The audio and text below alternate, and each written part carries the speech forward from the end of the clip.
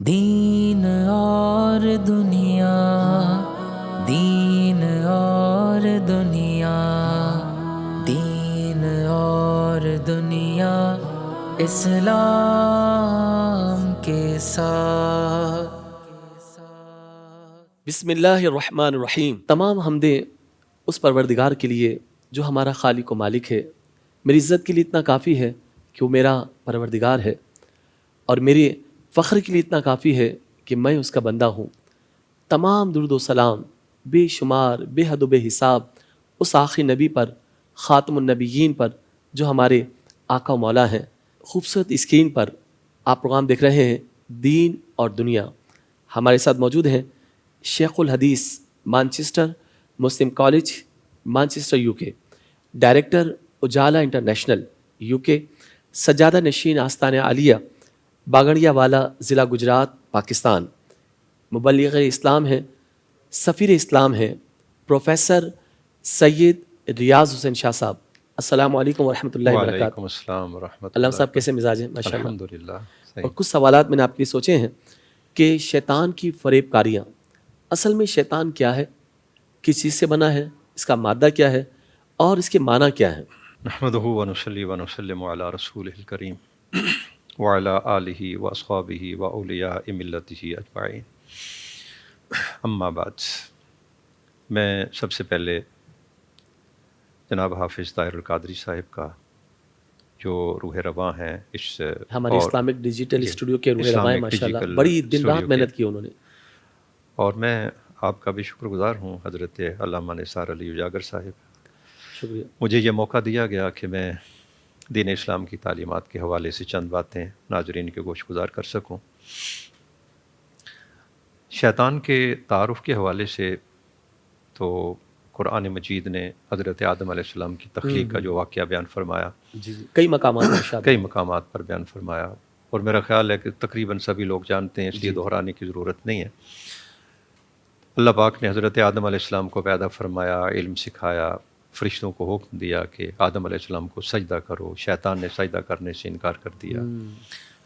اللہ جل جلالہ نے اسے مردود اور رجیم قرار دے کے نکال دیا۔ اس نے اللہ کی بارگاہ میں سوال کیا، یا اللہ مجھے قیامت تک کے لیے مہلت دے دے۔ اللہ پاک نے مہلت عطا فرما دی۔ پھر اس نے کہا کہ یا اللہ میں تیرے بندوں کو گمراہ کروں گا، میں سامنے سے آؤں گا، پیچھے سے آؤں گا، دائیں سے آؤں گا، بائیں سے آؤں گا، ہر بائتہ کروں گا تیرے بندوں کو گمراہ کرنے کے لیے۔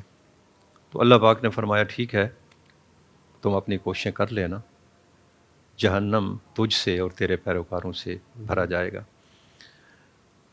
اب یہ شیطان انسانوں کے لیے ان کی گمراہی کے سامان کرنے کی کوشش کرتا رہتا ہے۔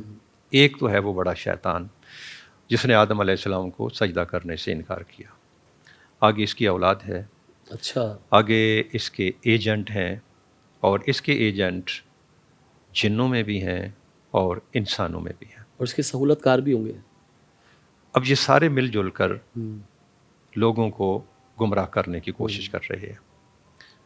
حدیث پاک میں صحیح مسلم شریف میں ایک حدیث ہے جس میں آقا علیہ الصلوۃ والسلام نے ایک بات یہ بھی ارشاد فرمائی کہ شیطان پانی پہ اپنا تخت بچھاتا ہے، اپنے چیلے دنیا میں بھیجتا ہے کاروائیاں ڈالنے کے لیے، وہ سارا دن اپنی اپنی کاروائی ڈالتے ہیں، اور پھر شام کو واپس جا کر اپنی رپورٹ پیش کرتے ہیں۔ اور شیطان جس آدمی سے سب سے زیادہ خوش ہوتا ہے وہ ہے جو میاں بیوی کے درمیان جدائی ڈلواتا ہے۔ بہرحال اس طرح کی جتنی بھی احادیث اور آیات ہیں، اور پھر اگر آپ سورۃ الناس کی تلاوت کریں تو قل اعوذ برب الناس ملک الناس الہ الناس من شر الوسواس الخناس الذی یوسوس فی صدور الناس، اور آخری آیت ہے من الجنۃ والناس، وہ جنوں میں سے ہو یا انسانوں میں سے۔ ٹھیک، یوں شیطان اور اس کے ایجنٹ خواہ وہ جنوں میں سے ہیں خواہ وہ انسانوں میں سے اور ہیں۔ لفظ خناس سے مراد؟ یہ عربی زبان میں خانہ سا کا جو لفظ ہے وہ کہتے ہیں پیچھے ہٹ جانے کو، اچھا، اور خناس یہ مبالغہ کا صیغہ ہے، بہت پیچھے ہٹنے والا، پیچھے ہٹنا پھر حملہ کرنا، پیچھے ہٹنا پھر حملہ کرنا، پلٹ کر حملہ کرنا۔ اس سے بعض مفسرین کرام نے ایک بڑی خوبصورت بات کہی، وہ فرماتے ہیں کہ شیطان کو اتنا طاقتور نہ سمجھو، یہ بڑا کمزور ہے، بڑا کمزور ہے۔ اللہ ادھر اکبر۔ اللہ کی یاد آئی اور شیطان کو بھاگنا پڑا۔ یہ خناس کا لفظ ہمیں بتاتا ہے کہ یہ واپس بھاگتا ہے، دور جاتا ہے۔ اچھا تو میں سوال کروں گا، یہ مومن زیادہ طاقتور ہے یا شیطان؟ دیکھیے، شیطان کو اللہ پاک نے جو طاقت دی ہے لوگوں کے ذہنوں کے اندر وسپر کرنے کی اور لوگوں کو غلط راہ کی طرف لے جانے کی، وہ اپنی جگہ، خون میں لیکن جو صلاحیت طاقت کر کے جاتا ہے، اعتبار سے، خون میں بھی صلاحیت کر جاتا ہے۔ طاقت کے اعتبار سے ایک مومن کے سامنے شیطان کی کوئی حیثیت نہیں۔ اچھا، سبحان اللہ، اس کے ایمان کامل کی اس وجہ کے سے۔ ایمان کامل کے سامنے اللہ اکبر، اللہ اکبر۔ قرآن مجید ہمیں یہ بتاتا ہے الا عبادک منہم المخلصین، یا اللہ تیرے کچھ کیا بندے بات ایسے ہے، بھی ہوں گے، سبحان اللہ، سبحان اللہ۔ ہر ایک پر میں اپنا بہت داؤ چلانے خوبصورت۔ کی کوشش کروں گا، لیکن ہوں گے تیرے ایسے بندے جن پر میرا داؤ نہیں چل سکے گا۔ تو طاقت کے اعتبار سے تو ہم یہ نہیں کہتے کہ شیطان زیادہ طاقتور ہے۔ اور میں نے پہلے عرض کیا نا کہ یہ پیچھے پلٹتا ہے، پھر حملہ کرتا ہے، پھر پلٹتا ہے، پھر حملہ کرتا ہے، پلٹ پلٹ کے حملے کرتا ہے۔ اور جب آپ شیطان کی جو کوششیں ہیں ان کا جائزہ لیں گے تو شیطان اتنے پہ راضی نہیں ہوتا کہ ہم سے کوئی گناہ کروا لیا اور وہ اس نے سمجھا ٹھیک ہے اب میرا کام ہو گیا۔ شیطان بندے کے پیچھے لگتا ہے، مسلسل لگتا ہے، اس کے چیلے اپنی کاروائیاں ڈالتے ہیں، اور اس کی پوری کوشش یہ ہوتی ہے کہ بندے کو جہنم تک پہنچا کے دم لے۔ اچھا، اس سے کم پہ وہ راضی نہیں ہوتا۔ یہ الگ بات ہے کہ بندے کا نصیب، بندے کا ایمان، اللہ تعالیٰ پر بھروسہ، نبی علیہ الصلوۃ والسلام کی تعلیمات پر سختی سے عمل، وہ شیطان کے شر سے بچا لے اللہ پاک، وہ ایک حقیقت ہے۔ لیکن شیطان کی کوششیں جو ہیں وہ بہرحال، اب اس کی میں تھوڑی سی تفصیل اگر آپ کی خدمت میں عرض کر سکوں۔ جی جی بالکل۔ سب سے پہلے شیطان کوشش کرتا ہے کہ جب کوئی بندہ نیک کام کرنے لگتا ہے تو اسے نیک کام سے روکتا ہے۔ ابھی بڑا وقت ہے، ٹھہر کے پڑھ لیں گے، تو سستی ڈالتا ہے انسان کے ذہن۔ ایک بندہ شیطان کی اس بات پہ کان نہیں دھرتا، وہ عمل کرنے کے لیے تیار ہو جاتا ہے۔ اب شیطان کا دوسرا حملہ اس کی نیت پہ ہوتا ہے۔ اچھا، انما الاعمال بالنیات۔ شیطان کے لیے کسی بندے کو کسی نیک عمل سے روکنا، اس سے زیادہ کارآمد چیز شیطان کے لیے یہ ہے کہ بندہ عمل کرتا رہے اور شیطان اس کی نیت میں فساد پیدا کرتے۔ اچھا جو عمل اللہ پاک کی رضا کے لیے نہیں ہے، اچھا، اس پر اللہ کی بارگاہ سے کوئی اجر نہیں ملے گا۔ ٹھیک ہے۔ صحیح مسلم شریف میں حدیث ہے، قیامت کے دن سب سے پہلے جن لوگوں کو حساب کے لیے بلایا جائے گا وہ 3 بندے ہیں، شہید، عالم اور سخی۔ اللہ پاک ان سے پوچھے گا تم نے کیا کیا؟ میں خلاصہ عرض کر رہا ہوں۔ شہید کہے گا یا اللہ میں نے اپنی جان تیرے راستے میں قربان کی۔ اللہ فرمائے گا نہیں، تو لڑتا رہا اس لیے کہ لوگ کہیں گے بڑا بہادر ہے، وقد قیل، کہہ دیا گیا دنیا میں۔ اللہ اکبر۔ عالم سے پوچھا جائے گا تو نے کیا کیا؟ وہ کہے گا یا اللہ ساری زندگی تیرا دین پڑھتا پڑھاتا رہا، تیرا قرآن پڑھا۔ اللہ فرمائے گا کہ وہ قرآن تو پڑھتا رہا، لوگ کہیں گے بڑا قاری ہے، وہ ہم نے کہلوا دیا۔ سخی کہے گا یا اللہ میں ساری زندگی اپنا مال لوٹاتا رہا۔ اللہ فرمائے گا نہیں، وہ لوٹاتا رہا تو اس لیے کہ لوگ کہیں گے بڑا سخی ہے، وہ ہم نے کہلوا دیا۔ اور ان تینوں کے بارے میں حدیث کے جو اگلے الفاظ ہیں وہ یہ ہیں کہ اللہ فرشتوں کو حکم دے گا کہ سیٹ کے لے جاؤ اور جا کے جہنم کی آگ میں ڈال دو۔ اللہ تو پہلا حملہ ہمیں نیک کام سے روکتا ہے، دوسرا حملہ اس کا پھر ہماری نیت پہ ہوتا ہے کہ ہماری نیت کو خراب کر دے۔ ہر وہ کام جو ہم دکھلاوے کے لیے کرتے ہیں، لوگوں کو دکھانے کے لیے، کسی بندے کو خوش کرنے کے لیے۔ ایک آدمی نے نیک عمل کر لیا، اچھی نیت کے ساتھ کر لیا، اب شیطان کے بارے میں یہ بات نہیں آتی کہ اس کے نام اعمال میں ڈھیر سارے اعمال ہوں، پھر وہ کچھ ایسی ترکیب کرے گا کہ جو نیک اعمال آپ کے نام اعمال میں درج ہو چکے وہ کسی طریقے ضائع ہو جائیں۔ اچھا، اس کی پھر 2 صورتیں قرآن مجید میں یعنی اس بیان کو چین نہیں ہے، سکون نہیں ہے۔ چین نہیں آتا اس سے۔ اچھا، ایک صورت ریاکاری کے طور پر جو عمل کیا اس کا تو ویسی ثواب نہیں، اور جو نیک عمل کر لیا اس پہ جب احسان جتا دیا تو وہ نیک عمل بھی برباد ہو گیا۔ اللہ اکبر، اللہ۔ اب ہوتا یہ ہے کہ ایک آدمی اپنے بہن بھائیوں کی، غریبوں کی مدد کرتا رہتا ہے، 10 سال 20 سال ڈھیر سارا پیسہ اس نے خرچ کیا، اور وعدہ اللہ پاک کا یہ ہے کہ ایک کے بدلے کم از کم 700 اچھا، اللہ کے راستے میں مال خرچ کرنے کا جو ثواب سورۃ البقرہ میں دیا گیا، اور اس پہ بس نہیں فرمائی گئی۔ اگلے الفاظ ہیں واللہ یضاعف لمن یشاء، اللہ جسے چاہتا ہے اسے بھی بڑھا چڑھا کر ثواب دیتا ہے۔ وہ بڑھا چڑھا کر کتنا ہوتا ہے اس کی کوئی حد قرآن پاک نے نہیں دی ہمیں۔ اب ایک بندہ 10 سال 20 سال مال خرچ کرتا رہتا ہے، پہاڑوں جتنی نیکیاں اس کے نام اعمال میں درج ہیں۔ اب شیطان کے بارے میں یہ بات نہیں آتی، پھر وہ کیا کرتا ہے؟ وہ جس کے ساتھ ہم نے احسان کیا، شیطان اس کے ذہن میں کچھ وسپر کرتا ہے، وہ تھوڑا سا ہمارے سامنے اونچا بولتا ہے، ہمیں غصہ آ جاتا ہے، میں اس کے ساتھ اتنا احسان کیا اور یہ میرے سامنے اونچا بولتا ہے۔ جی جی ہم شروع ہو جاتے ہیں، یاد ہے عید کے موقع پہ تیرے بچوں کے پاس کپڑے نہیں تھے، میں نے لے کے دیے۔ اس کی زبان سے ایک جملہ نکلا اور وہ جو ثواب تھا نامہ عمل میں وہ برباد ہو گیا، یعنی مال بھی چلا گیا اور نیت جب خراب ہوئی تو اس کا ثواب بھی چلا ثواب بھی چلا۔ اللہ صاحب یہ پوچھیں گے اس دور کے اندر جیسے شیطان تو ہر طرح سے حملہ کر رہا ہے، وہ اس کے ایجنٹ، اس کے سہولت کار مستقل انسان کو بیکار ہیں، تو کیا ہی طریقہ ہوگا ایک مومن کے لیے، جو آپ نے بتایا کہ مومن زیادہ مضبوط ہے اپنے ایمان کے سبب، مگر وہ شیطان کو کیسے سمجھے گا کہ یہ عمل شیطان کی طرف سے ہے، یہ شیطان ہے، یہ شیطانی عمل ہے یا یہ رحمانی قوت ہے؟ یہ کس طرح وہ فرق کرے گا؟ اس کے لیے ہمارے پاس صرف اور صرف ایک معیار ہے، اچھا، اور وہ معیار ہیں اللہ کے پیارے رسول صلی اللہ علیہ وآلہ وسلم کی تعلیمات۔ آپ کے نقش قدم، واہ واہ واہ واہ۔ جب بھی کبھی وہ کوئی انسان ہو، کوئی سیاسی لیڈر ہو، کوئی پیر صاحب ہوں، کوئی بھی ہو، جب بھی کبھی کوئی بندہ آپ کو رسول اللہ صلی اللہ علیہ وسلم کے رستے سے ہٹانے کی کوشش کرتا ہے تو ہم اگر اسے شیطان نہ کہیں تو کم از کم اتنا ضرور کہیں گے کہ اس وقت وہ بندہ شیطانی کردار ادا کر رہا ہے۔ اچھا، واہ واہ، بہت آسان۔ جو لوگ تو جاہل ہیں، وہ بزرگوں کی مسندوں پہ بیٹھے ہوئے جن کے پاس قرآن و سنت کا معیار نہیں، جو ان کے ذہن میں آتا ہے وہ کرتے چلے جاتے ہیں اور اس کو دین بنا کے لوگوں کے سامنے پیش کرتے چلے جاتے ہیں۔ عبادت کا وہ طریقہ جو رسول اللہ صلی اللہ علیہ وسلم نے سکھایا اسے چھوڑ کر لوگ کوئی اور قسم کے طریقے اختیار کر کے اللہ تک پہنچنے کی کوشش کر رہے ہیں۔ ان لوگوں کو تو میں سمجھتا ہوں ڈسکس کرنا بھی فضول ہے، یہ خود بھی رستے سے ہٹے ہوئے ہیں اور دوسری اللہ کی مخلوق کو بھی گمراہ کر رہے ہیں، خود بھی گمراہ ہیں، لوگ گمراہ کر رہے ہیں۔ البتہ کچھ بزرگ شخصیات یعنی صوفیاء کرام کے جو معمولات ہیں ان کا اگر آپ جائزہ لیں نا، عربی زبان میں کتاب ہے تنبیہ المقترین۔ اچھا، یہ مصر کے ایک بہت بڑی شخصیت ہوئی علامہ عبد الوہاب شارانی رحمۃ اللہ جی تعالیٰ۔ جی، ماشاء اللہ۔ علمی اعتبار سے آپ اس پائے کے بندے تھے کہ ایک مجتہد کا درجہ رکھتے تھے۔ وہ سارے کی ساری کتاب ہے ہی اس موضوع پر کہ جو لوگ اللہ کے رستے پر یعنی صوفیاء کے رستے پہ چل کے وہ اللہ کا قرب حاصل کرنے کی کوشش کر رہے ہیں تو کہاں کہاں انہیں مار پڑ سکتی ہے، یہ اس کا موضوع ہے۔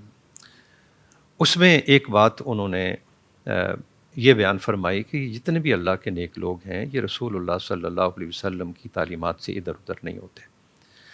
آپ حضور داتا گنج بخش اجمیری رحمۃ اللہ علیہ کی کشف المعجوب کو دیکھیں، آپ حضور غوث پاک کی جو کتابیں ہیں ان کا مطالعہ کریں، بالخصوص فتوح الغیب کو آپ دیکھیں تو اس میں بڑے سخت الفاظ میں آپ ارشاد فرماتے ہیں، 40واں مقالہ ہے فتوح الغیب کا، ان انخرم فیک شیء من الحدود فاعلم انک مفتون متلاعبۃ بک الشیاطین فرجع الی حکم الشرع۔ اے راہ تصوف پہ چلنے والے، اگر شریعت کی کوئی حد ٹوٹتی نظر آئے تو سمجھ لینا کہ تو فتنے میں پڑ گیا، شیطان تیرے ساتھ کھیل رہا ہے۔ سلامتی اس بات میں ہے کہ پلٹ اور رسول اللہ صلی اللہ علیہ وسلم کی شریعت کے دامن کو مضبوطی سے پکڑ لے۔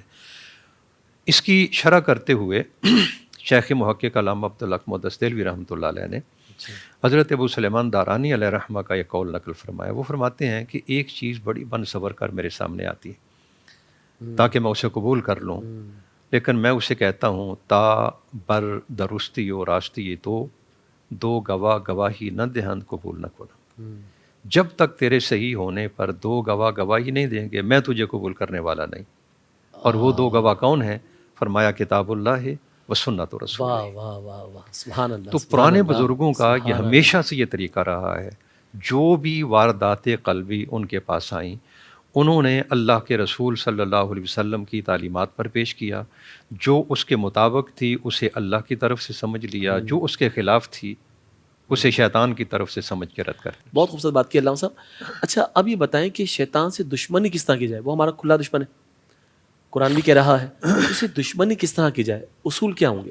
اس کے لیے ہمیں شیطان کے طریقہ کار کو سمجھنا پڑے گا. اچھا، اس کے جال کیا ہیں؟ قرآن مجید میں جہاں حضرت آدم علیہ السلام کی تخلیق کا واقعہ ہے اور شیطان کے اس دعوے کا ذکر ہے کہ میں تیرے بندوں کو گمراہ کروں گا، وہاں آپ کو ایک لفظ ملے گا لَأُمَنِّيَنَّهُمْ، میں ان لوگوں کے دلوں میں لمبی لمبی امیدیں، آرزویں پیدا کروں گا، میں ان کی خواہشات کو بنا سنوار کر ان کے سامنے طول پیش عمل. کروں گا.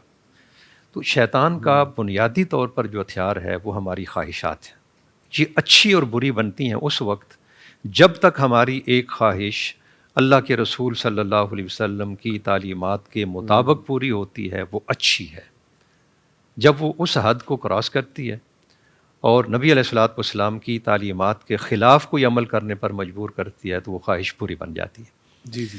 شیطان کا بنیادی طریقہ کار یہ ہے کہ وہ ہماری خواہشات کو ہمارے سامنے بنا سنوار کر پیش کرتا ہے. جی جی. ہماری خواہشات کو اس لیول پر لے جاتا ہے جہاں ہم اپنی خواہش کو کنٹرول کرنے کی صلاحیت کھو بیٹھتے ہیں. اچھا. جب ہماری خواہش کنٹرول میں نہ رہی تو یہ وہ مقام ہے کہ جہاں جا کر پھر آپ ایک بندے کے سامنے قرآن پاک کھول کے رکھ دیں، حدیث پاک کھول کے رکھ دیں، یہ اللہ کا فرمان ہے، تو بھی وہ اپنی خواہش میں اس قدر اندھا ہو چکا ہے کہ یہ کوئی بھی نصیحت اس پر عمل کرنے والی نہیں ہے. اور اللہ کے پیارے رسول صلی اللہ علیہ وسلم نے ایمان کے کمال کا جو معیار ہمیں دیا ہے اس میں ایک بات تو وہ ہے لا یؤمن احدکم حتی اکون احب الیہ من والدہ وولدہ والناس اجمعین. اور مشکوٰۃ المصابیح میں ایک اور حدیث جس میں فرمایا گیا لا یؤمن احدکم حتی یکون ہواہ تابعا لما جئت بہ. تم میں سے کوئی بندہ صحیح معنوں میں ایمان والا نہیں بن سکتا جب تک کہ اس کی خواہشات میرے لائے ہوئے دین کے تابع نہ ہو جائیں. سبحان اللہ سبحان اللہ سبحان ان دونوں حدیث میں کوئی تناقض یا کوئی تضاد نہیں ہے. صحیح بات یہ ہے کہ حب رسول صلی اللہ علیہ وسلم وہ شے ہے. وہ علامہ اقبال نے کہا تھا نا، ہر دو بمنزل رواں، ہر دو امیر کارواں، عقل بہیلا می برد، عشق برد کشاں کشاں. عقل بھی رہنمائی کرتی ہے، عشق بھی رہنمائی کرتا ہے، لیکن جب عقل رہنمائی کرتی ہے وہ نفع نقصان کے چکر میں ڈالتی، یوں کرو گے تو یہ فائدہ ہوگا، یوں کیا تو یہ نقصان ہوگا، کیلکولیشن، اور یوں انسان کو قائل کرتی ہے کہ تمہیں اس رستے پہ چلنا چاہیے. لیکن جب عشق و محبت کا جذبہ انسان کے دل میں آ جاتا ہے تو پھر وہ نفع نقصان کے چکر میں نہیں پڑتا. اس سے بس ایک ہی غرض ہوتی ہے، مجھے یہ کرنا ہے، کسی بھی قیمت پر کرنا ہے، اس لیے کہ میرے محبوب کو یہ بات پسند ہے. یعنی اب یوں کہہ دیں کہ وہ اپنی پسند بھول جاتا ہے، اپنی خواہش بھول جاتا ہے. وہ دیکھتا ہے میرے رب کی خواہش کیا ہے، میرے رب کی پسند کیا ہے، میری نبی کی پسند کیا ہے. میں اللہ سے پوچھوں گا کہ جس طرح شیطان کے جال ہوتے ہیں وہ لوگوں کو بہکاتا ہے. آپ نے بتایا کہ انسان کی بڑی بڑی خواہشات یہ انسان کو بہکا دیتی ہیں. شیطان انسان کو کس طرح بہکاتا ہے اور اس کے جال کیا کیا ہیں، ان کو جال کو کس طرح سمجھا جائے؟ دیکھیے، میں نے پہلے عرض کیا نا کہ شیطان کے جتنے بھی جال ہیں، جی جی، جتنے بھی جال ہیں شیطان کے، ان سارے کے سارے جالوں کی جو بنیاد آپ کو ملے گی نا وہ ہیں ہماری خواہشات. اچھا، ہر جال کے پیچھے یعنی وہ کرتا کیا ہے، ہماری خواہش کو بنا سنوار کر اتنا آگے لے جاتا ہے کہ جہاں ہم اپنی خواہش کو کنٹرول نہیں کر پاتے. بچنے کا صرف ایک ہی طریقہ ہے ہمارے پاس کہ ہم اپنی ہر خواہش، جو بھی خواہش دل میں پیدا ہوتی ہے، اس کو اللہ کے رسول صلی اللہ علیہ وسلم کی تعلیمات کے سامنے پیش کریں. جو خواہش جس حد تک دین پورا کرنے کی اجازت دیتا ہے اس حد تک ہم اس کو پورا کر لیں. سبحان اللہ. جہاں دین اسلام ہم پہ پابندی لگاتا ہے وہ ہم اپنی خواہش کو یعنی کنٹرول اتباع کریں. رسول کے تابع کر لیں. اتباع رسول. اچھا، یہ شیطان سے پناہ ہم مانگتے ہیں، اعوذ باللہ من الشیطان الرجیم، لا حول ولا قوۃ الا باللہ. اب اس سے پناہ کیسے مل سکتی ہے؟ اس سے نجات کیا ممکن ہے؟ کیا ایسا وقت آتا ہے انسان پر کہ وہ بالکل شیطان سے بالکل آزاد ہو جائے، اس کا دل، اس کا نفس ایسا مطمئن ہو جائے کہ اب وہ شیطان سے اس کو نجات مل جائے؟ نفس مطمئنہ، قرآن مجید نے ہمیں اس کا ایک تصور دیا ہے اور انسان اس منزل تک پہنچتا ہے. اچھا، یقیناً انسان اس منزل تک پہنچ اولیاء جاتا کرام ہے. بھی، صوفیہ بھی. بالکل صحیح ہے. اچھا، یعنی جب انسان محنت کرتا ہے اس حوالے سے، اپنے آپ کو، اپنی بری خواہشات کو روکنے کی کوشش کرتا ہے، اپنی ہر خواہش کو اللہ اور اللہ کے رسول صلی اللہ علیہ وسلم کے تابع کر لیتا ہے، تو جب اس کی تمام تر خواہشات اللہ پاک اور اس کے رسول صلی اللہ علیہ وسلم کی تعلیمات کے تابع ہو جاتی ہیں، وہ اللہ کے جو مخلص بندے ہیں ان بندوں میں شمار ہونے لگتا ہے۔ اچھا، تو اب ایک انسان کو وہ نفس مطمئنہ، لیکن ایک بات بہرحال یقینی ہے کہ جتنے بھی صوفیاء کرام ہیں ان کی تعلیمات کو دیکھیں اور ہمارے آقا علیہ الصلوۃ والسلام کی تعلیمات کو اپنے پیش نظر رکھیں، تو ایک تلقین ہمیں ضرور فرمائی گئی ہے کہ اپنے آپ کو یہ نہ سمجھنا کہ تم شیطان کے شر سے بالکل آزاد ہو گئے ہو، بچ گئے۔ اس بات کا ذہن میں ضرور خیال رکھنا کہ وہ کسی وقت بھی حملہ کر سکتا ہے۔ یہ بھی شیطانی اثر ہے، یہ بھی کہ شیطانی میں آزاد اثر۔ ہو گیا۔ اچھا علامہ صاحب، ایک سوال آپ سے پوچھنا چاہوں گا کہ ہم نے پہچان لیا کہ اسے دشمنی کس طرح کی جائے، لیکن انسان بسا اوقات کمزور ہوتا ہے، کبھی طاقتور، کبھی ہمارا ایمان بھی کمزور ہوتا ہے، کبھی ایمان طاقتور ہوتا ہے، تو بسا اوقات ہم اس کے مقابلے کے اندر کتاب و سنت پر ہم اس کو پیش کرتے ہیں، اگر وہ کتاب و سنت کے مطابق چلنے دے تو سمجھیں یہ شیطان کی طرف سے نہیں ہے، یہ رحمانی قوت ہے۔ تو یہ شیطانی قوت یا رحمانی قوت، یا شیطانی خیال یا رحمانی خیال، اس کے اندر تطبیق کیسے کی جائے گی؟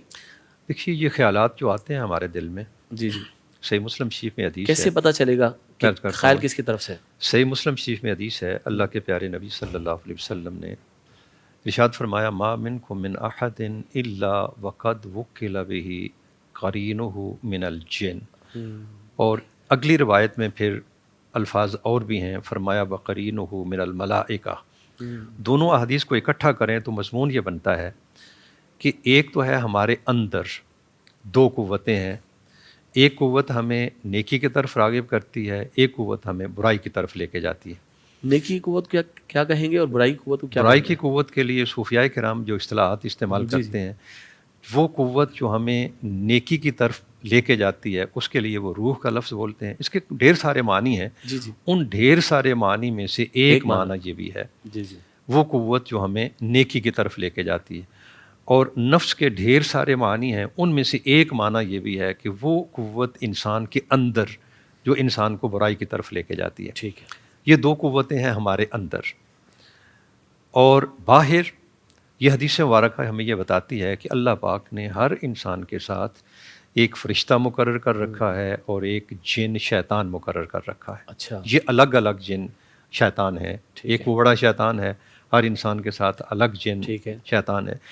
تو یہ شیاطین جو ہیں وہ انسان کے ذہن میں برے وسوسے ڈالتے ہیں، ملائکہ انسان کے دل میں اچھی باتیں ڈالتے ہیں، اچھا اچھا، دونوں باتیں انسان کے اندر سے اٹھتی ہیں۔ حدیث مبارکہ میں ایک جن اور ایک فرشتہ ہر بندے کے ساتھ، فرشتہ انسان کے دل میں اچھی باتوں کا القاء کرتا ہے، ٹھیک ہے، شیطان انسان کے دل میں بری باتیں ڈالتا ہے۔ ٹھیک ہے، اب کون سی بات اچھی، کون سی بری، کون سی بات شیطان کی طرف سے، کون سی بات فرشتے کی طرف سے، اللہ اکبر، اس کے لیے آپ کے پاس صرف ایک ہی معیار ہے، اور وہ معیار ہے اللہ کے رسول صلی اللہ علیہ وسلم کی تعلیمات۔ سبحان اللہ، اسی کو صوفیاء کرام نے ہمیشہ اپنے لیے ایک رہنما اصول کے طور پر رکھا ہے، ٹھیک ہے، اور جو بات انہیں نبی علیہ الصلوۃ والسلام کی تعلیمات کے خلاف نظر آئی اس کو انہوں نے شیطان کی طرف سے سبحان اللہ، بہت شکریہ علامہ صاحب، بہت شکریہ، آپ نے آج شیطان کی فریب کاریاں، اس کے مکر و فریب کے بارے میں بیان کیا۔